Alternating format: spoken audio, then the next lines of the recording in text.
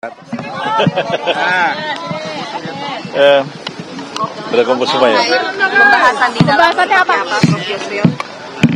Baik, terima kasih rekan-rekan wartawan. Saya bertemu Pak Prabowo, singkat sekali, mungkin nggak sampai 3 menit ya. Jadi karena memang sudah kenal sangat lama kepada beliau ya. Tadi beliau mengatakan, Pak Yusril, kita nggak ngomong panjang-panjang lagi, kita sudah kenal sejak puluhan tahun yang lalu. Ya Pak, saya bilang.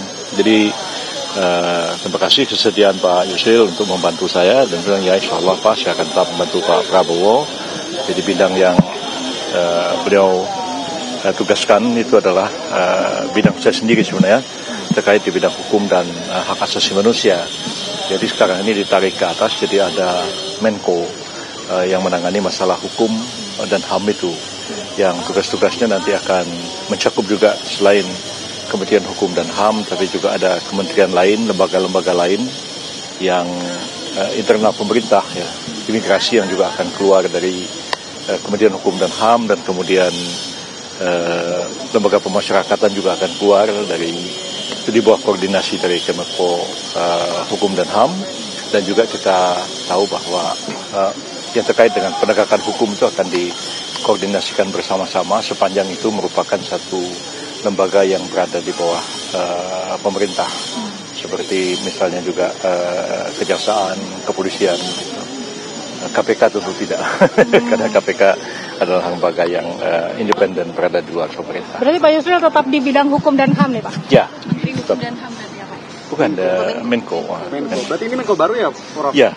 Jadi Menko Polhukam yang selama ini ada itu dipecah dua, ada Menko Politik dan Keamanan, dan satu lagi adalah Menko Hukum dan HAM.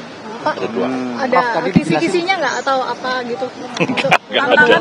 Prof, tadi dijelasin nggak Prof, kenapa Polhukam itu kemudian dipecah? Oh, nggak dijelaskan. Jadi itu memang sudah diskusikan sejak lama oleh tim, dan hari ini nggak lagi mendiskusikan masalah itu. Tapi kalau dari pandangan memang semestinya dipecah atau seperti apa Prof? Ya bisa juga dipecah, karena memang ruang lingkup tugasnya itu memang cukup besar. Kalau sekarang ini ada Menko Hukum dan HAM, memang betul-betul fokus kepada pembangunan hukum dan penegakan hukum itu sendiri. Jadi dipisahkan dari politik dan keamanan. Pak, ini kan berarti tugas baru, kementerian baru gitu ya, berat nggak untuk Bapak? Enggak juga sih, sebenarnya dulunya pun saya sudah menangani masalah yang sama. Masalah hukum dan HAM juga, cuman pada waktu itu di bawah koordinasi dari Menko Polhukam. Jadi bidangnya sih tidak sama sekali baru buat saya. Pak Yusril, tadi di dalam pada saat pertemuan dengan Pak Prabowo, apakah menandatangani fakta integritas Pak? Oh sudah, itu sudah ditandatangani beberapa waktu yang lalu. Jadi hari ini sudah tidak ada penandatanganan apa-apa.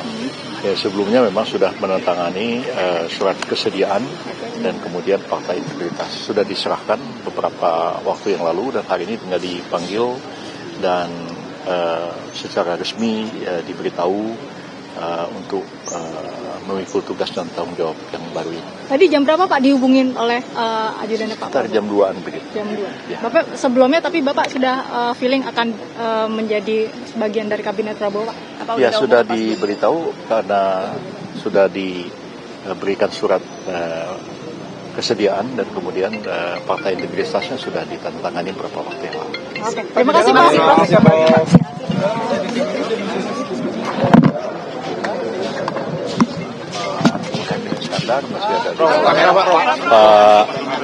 di dalam masih ada beberapa tokoh. Pak Bahlil sudah selesai ya. Kemudian ada Pak siapa? Pak Zul sudah selesai. Kemudian ada lagi Pak Muhaimin Iskandar barusan datang. Kemudian ada Pak siapa lagi ya dari Muhammadiyah tadi Pak Mukti ya. Terima kasih banyak.